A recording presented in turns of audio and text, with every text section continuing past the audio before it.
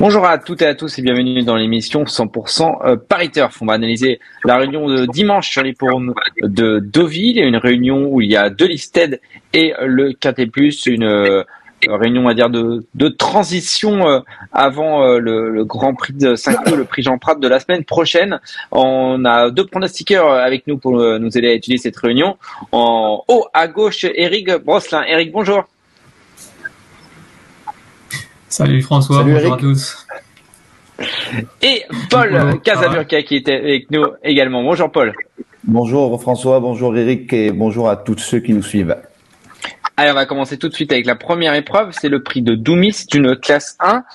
Et c'est finalement peut-être la plus belle épreuve sportivement parlant du programme. Eric, tes deux préférés dans cette épreuve? J'ai pas fait preuve de beaucoup d'originalité avec la Souli. Tout simplement double gagnant de groupe l'an dernier, dont une fois à Deauville. Seul petit point d'interrogation, des débuts en ligne droite, donc à voir. Maintenant, vu la classe du cheval, à mon avis, c'est un lauréat en puissance. Et je lui opposerai le 2 God Blessing, qui avait terminé 4e du prix du Moulin de Longchamp l'année dernière. Je pense que le cheval avait besoin de courir pour sa rentrée, qu'il a dû lui faire le plus bien. Disons que s'il est à 90% de ce qu'il a montré dans le Moulin de Longchamp l'an dernier, il va lutter pour la victoire avec William Navy. 1 et 2, Paul. Ouais, j'ai le même favori que Eric Wally. Pour moi, c'est le cheval de classe du lot. Et j'ai bien aimé la rentrée du numéro 4, Mirski. Alors, s'il n'a pas le syndrome de la fameuse deuxième course, je pense qu'il va répéter. Donc, AC4 pour moi. On passe à la deuxième, c'est le prix de Marolles. C'est un maiden pour des 2 ans. Paul, est-ce que tu as quelques infos dans cette épreuve? Ouais, j'ai pas des infos, mais j'ai des impressions et une intuition, une conviction, surtout sur le numéro 8, Yolilal, qui est amené, selon moi, à vite remporter son Méden. Et j'ai bien aimé ces deux courses de début et ces lignes sont bonnes. Donc, je pense que c'est peut-être son jour ce dimanche. Et je lui oppose notamment le numéro 2, Stormigo, un poulain assurément perfectible. 8 et 2. Eric. Exactement. Le même favorite avec le 8 Yolilal qui cherche sa course, qui est tombé sur deux bonnes poulies, je pense, les deux premières fois. Donc, à mon avis, c'est l'engagement visé, c'est une belle opportunité. Par contre, je poserai le 7 Coup de Flot. Moi, j'ai bien aimé sa dernière sortie à Châteaubriand, une deuxième place derrière l'Aulne. L'Aulne est gagné classe 2 derrière à Lyon-Paris. Donc, je pense que la ligne est pas mauvaise. La troisième, c'est le prix Yakovlev. C'est une listed pour des 2 ans. Alors, c'est plus réservé aux inédits. Hein. Ça fait plusieurs années que c'est plus le cas. Un petit lot, j'ai l'impression, Eric. Oui. Moi, j'aime bien le 5 d'Ibéry, qui a quand même montré un brin de qualité. Faut quand même pas oublier qu'elle avait été très, très malchanceuse dans le prix des Rêves d'Or, donc une listed à J. Et elle a remis brillamment les pendules à l'heure derrière à Paris-Longchamp. Et à mon avis, s'il y en a une qui vaut les 7, c'est elle. Et je opposerai le 3 Gogo Yubari. Alors c'est un point d'interrogation parce qu'elle débute. Maintenant, Amy Murphy qui vient débuter en France, qui supplémente. Vu le reste de l'opposition, je pense que c'est une bonne chance théorique. Paul. Ouais, j'ai même préféré qu'Eric Daikuberi. Pour moi, c'était imposé en bonne pouliche dernier coup sur la ligne de Longchamp, 1000 mètres. Je pense que c'est vraiment son sport et vu, comme tu dis, dans l'opposition, elle peut prendre du black type et pourquoi pas s'imposer dans cette listed.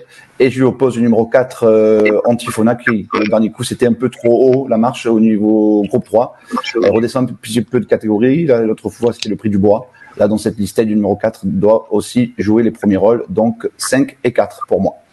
Vous êtes raccord pour l'instant sur les 3 premières courses pour vos favoris. On va voir si ça continue avec la 4e, le prix de Barbery.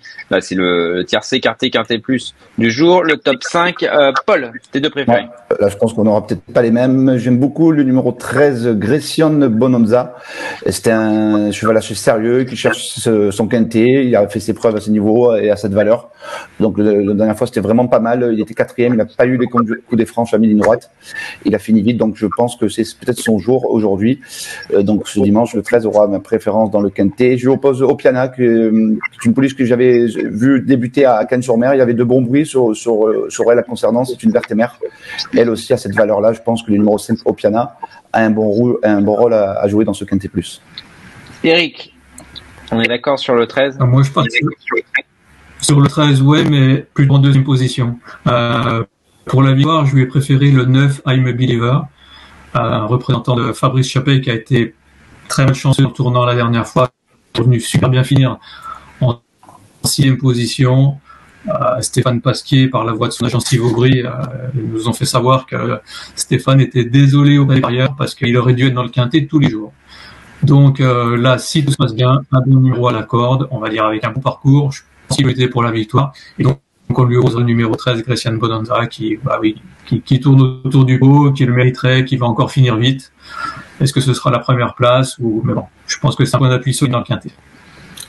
Mais là, on a l'info de Steve Aubry, il faut pas la passer sous silence. Hein. Ça, c'est un grand plus. Hein. Merci, Eric. Ouais, et le dernier petit élément, c'est que les 2 derniers quintets de Stéphane Pasquier ont été remportés pour Fabrice Chappet sous la casaque Gilibert. Disons que toutes les conditions sont remplies. Voilà. Népalais et Fréja. Fréja. C'est ça. On l'avait. Voilà. Bravo. On l'avait.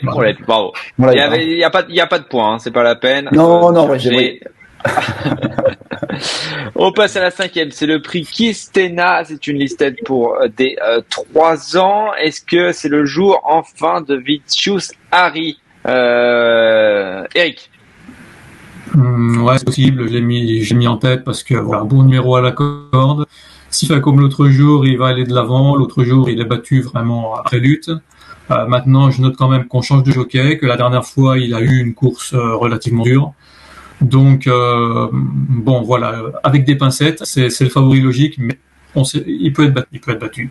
Et s'il peut être battu, il sera peut-être battu par le 3 demain, qui l'autre jour terminé 3e dans la même épreuve, mais qui finissait bien, ça a fait, peut-être un manque d'expérience, voilà, mais je pense que ça a été quand même moins dur que celle de Vicious Harry. Donc, j'ai été un peu partagé. À voir. Moi, j'ai eu Maurizio Delcher Sanchez au téléphone pour cette épreuve-là. Et en fait, Ricardo, c'est le jockey de la Quadra Mediterraneo. C'est le jockey en fait de l'écurie. Et il voulait venir en France le monter, donc c'est pour ça qu'il vient. Et Maurizio est très confiant pour cette course. Voilà. Avec Paul. Vicious. Ouais. Ben moi, écoute, je l'ai mis en 2, Vicious, Harry, un peu comme mon ami Eric, mais je le préfère beaucoup. J'aime bien beaucoup le numéro 9, moi, Moonray. C'est quand même une gagnante du Premier que l'an passé. Je pense qu'elle revient bien et c'est amusant. Voilà, avec Pasquier, 45 000 de valeur, elle vaut ça tous les jours. Donc pour moi, ma favorite, c'est le numéro 9, Moonray. Et bien sûr, on passe en 2. Bien sûr. On passe à la 6e, c'est le prix de la Dorette. Handicap, c'est la seconde épreuve pour des 3 ans. Assez ouvert, j'ai l'impression, Paul. Oui, c'est comme le jeu de handicap, c'est assez ouvert comme très souvent. Mais moi, je fais confiance à la régularité du numéro 4, Panga Ea. C'est plaisant, le dernier coup au niveau handicap. Il a pour moi le profil de lauréat en puissance. Et je lui oppose notamment le numéro 6, Brévent, qui participe pour le coup à son premier handicap en valeur 34, une valeur de méfiance. Donc voilà, 4 et 6 pour moi dans cette 6e épreuve.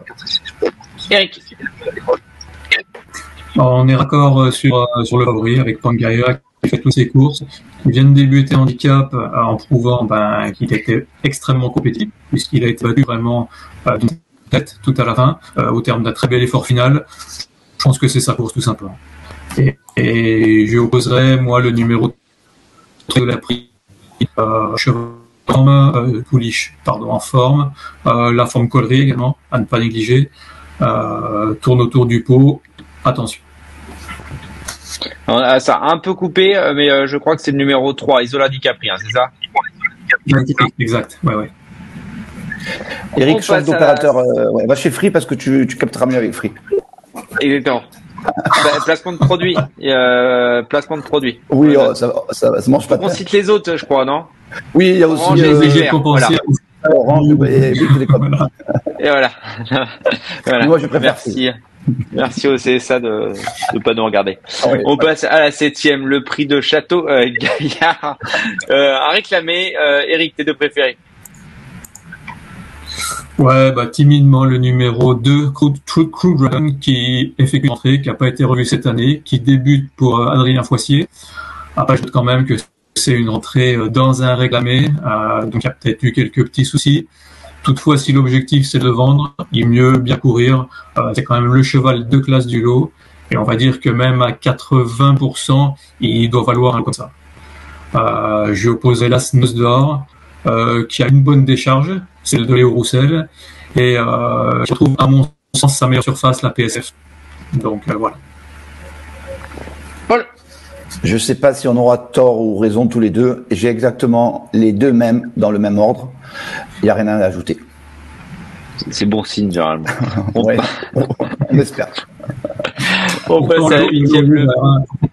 Oui, le lot est ouvert, mais regarde, les grands esprits se rencontrent. Exactement. On passe à la 8e. C'est un handicap, le prix de Canapville. Pas simple non plus, celle-ci, en revanche. Paul. Ouais, moins simple que la précédente, je pense. J'aime beaucoup le numéro 10, Lady Lou. Voilà, regardez sa musique, deuxième, quatrième. Elle est sur la montante et voilà, mériterait pour moi cette valeur-là de renouer avec le succès. Et je lui oppose le numéro 1, Kerr Stormy, qui lui aussi est en grande forme. Il a été bien engagé en haut de ce handicap. Et surtout, son entourage l'a supplémenté. Donc voilà, j'aime beaucoup et ça peut sentir bon tout ça. Donc 10 et As pour moi. Ouais, j'ai été persuadé que tu allais nous mettre le Jérôme Régnier, un traîne à 20. J'aurais pu, c'est vrai. Mais ouais, il m'a un peu déçu le dernier coup, corde 12. Ouais, après il y a Barcelona. Ouais, mais ça fait longtemps que il m'a un peu déçu. Ok, Eric. Ok. Ouais, là c'est vrai on n'est pas du tout en commun. Moi je suis parti sur le numéro 6, Rosetta Stone. L'autre jour, on va dire qu'il est venu comme pour le faire en ligne droite, et puis il est un peu resté là, donc c'était sa troisième sortie, il avait peut-être encore un peu besoin. Alors je pense que ce coup-ci, le cheval va vraiment être au top. Des débuts sur la PSF, c'est le petit interrogation, je pense pas que ce soit un souci. Donc je suis vraiment assez confiant. Je lui opposerai le numéro 9, Jolampa, qui a bien fini à Paris-Longchamp la dernière fois, qui a des références sur la PSF l'hiver dernier. Il s'entend bien avec Christiane Desmureaux, donc pas mal d'atouts avant le coup. On passe à la 9e, c'est le prix du Château de la Fontaine-Henri. C'est un réclamé correct, avec des chevaux autour des 38-39 de valeur. Eric. Ouais, réclamé correct, mais vraiment très compliqué. Disons là encore timidement, le 4 grand balcon qui vient quand même, son nouvel entourage vient de débourser plus de 32 000 € pour l'acquérir. C'est un cheval qui n'a jamais déçu sur la PCF. Donc bon, on va lui faire confiance, on espère qu'il commence à rembourser un petit peu son achat. Et je lui oppose le 6 plein beau, qui est régulier, qui a remporté un quintet l'avant-dernière fois, qui est pas mal placé. Après, PSF, c'est peut-être moins sa surface. J'aurais préféré celle de la Soie. C'est mon seul petit bémol, mais bon, avant le coup, vu sa constance et son sérieux, on va lui faire confiance également. Paul, un peu plus de confiance? Non, pas trop, mais j'ai fait confiance à un spécialiste du parcours, le numéro 1, Baden-Rock. Alors, certes, il effectue une rentrée. Y a-t-il des rentrées chez Stéphane Valtel? Je ne pense pas, surtout dans ce lot-là. Avec la décharge d'Alisson de Massin, je pense que c'est un pari assez amusant. Donc, le numéro 1, Baden-Rock, aura ma préférence. Et en deuxième position, je fais confiance au protégé du haras de la Gousserie, Joen. C'est vraiment un dur à cuire, celui-là. Il sait lire et écrire alors qu'il a seulement 4 ans. Et je pense que dans cette catégorie-là, c'est sa vraie catégorie, elle est réclamée. Il voit un petit handicap de province aussi. Mais là, voilà, je pense que dans cette catégorie, il va refaire parler de lui et effacer son récent échec. Donc, AC5 pour moi. On passe à la 10e et dernière. J'espère qu'il nous restera un petit peu d'argent, surtout à nos téléspectateurs. Le prix de Touc, handicap seconde épreuve. Paul. Mais Touc avec un S, c'est très important parce que des fois on l'oublie. Et voilà. Le professeur, pour faire rendre hommage à notre ami Mathieu Mortagne, c'était son surnom CPC à la grande épopée, années 90, 2000. Tu étais trop jeune, François, à cette époque. J'aime bien donc le numéro 3, le professeur, qui pour moi va confirmer son récent succès. Et je lui oppose le numéro 6, Allemande Chouquette. Voilà, elle a hérité un bon numéro de corde. Elle aussi reste sur un succès. Donc, je privilégie la forme. Donc, ça sera pour moi le 3 et le 6. Eric. Ouais, une épreuve vraiment très très moyenne pour terminer la journée. Bon, le même favori, le professeur Choc, disons on a tout changé la dernière fois, c'est-à-dire que voilà, on a attendu, il est venu arbitrer les débats, tout ça, il a pris 3 kilos, mais bon, vu l'opposition, je me dis malgré la pénalité, il peut confirmer si vraiment il répète la même forme que la dernière fois. Moi, je vais opposer le 10, Choiseul. Là, c'est pareil. C'est un cheval qui n'a pas l'air très très facile. L'autre jour, ils sont allés de l'avant. Le cheval a fait une contenance, terminant 3e. Avec Marie-Vélon, la décharge, tout ça. Pourquoi pas. Mais vraiment pas forcément l'épreuve la plus sympa du jour, on va dire. Ouais, je crois qu'on a terminé les 10 courses. Eric, ton cheval de la Réunion, ton préféré de tous tes favoris? Moi, j'irais bien sur le 604 Pangaea dans la deuxième épreuve du handicap.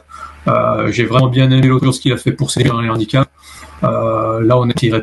Je pense que c'est le jour J. Paul. Il est chaud, mon guapo. Moi, je préfère, je vais pas inventer, il y aura peut-être 2 balles, ou 3 balles. Le 101 Wally, voilà, même si il est en ligne droite, dans ce niveau-là, en classe multiple le groupe. T'es connu plus, plutôt audacieux. Est-ce qu'il vaut mieux un 3 balles qui gagne qu'un 10 balles qui déjoue? Voilà, c'est sûr. Voilà, comme ça, dès la première, au moins, on saura où aller. On me dit merci, on me dit on veut plus m'entendre. Mais Wally, voilà, c'est pour moi le cheval de classe du lot et il va suivre les chevaux de tête. Il va être décalé à ligne droite. Tu vas avoir un avion passer. Vous penserez à moi dimanche à 13h30. C'est à quelle heure la première? C'est ça, je crois, à peu près. À 13h15. 13h15, voilà. Juste après l'apéro. Ça va. Merci beaucoup, messieurs. Merci à Laurent en régie. Et puis, on se retrouve la semaine prochaine pour un nouveau numéro de 100% Paris Turf. Bonjour à tous et à bientôt. Merci à vous d'avoir suivi cette vidéo. Alors, pour vous abonner à notre chaîne YouTube, c'est ici. Et pour suivre encore plus de vidéos Paris Turf, c'est de ce côté.